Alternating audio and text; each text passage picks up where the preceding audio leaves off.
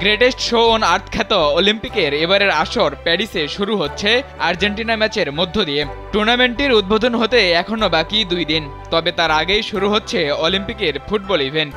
আর ফুটবলে মরক্কোর বিরুদ্ধে গ্রুপ বি এর ম্যাচ দিয়ে স্বর্ণপদকের অভিযান শুরু করবে আর্জেন্টিনা ফুটবল দল। বুধবার বাংলাদেশ সময় সন্ধ্যা 7টায় শুরু হবে ম্যাচটি।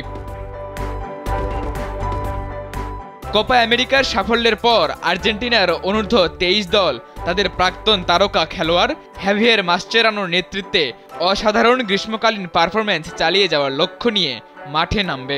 মাসচেরানো কোপা আমেরিকার স্কোয়াড থেকে 3 জন অতিরিক্ত বয়সের খেলোয়াড়কে অলিম্পিক দলে অন্তর্ভুক্ত করেছেন। তারা হলেন জেরোনে মোরোলি, নিকোলাস ওতামেন্দি এবং জুলিয়ান আলভারেজ।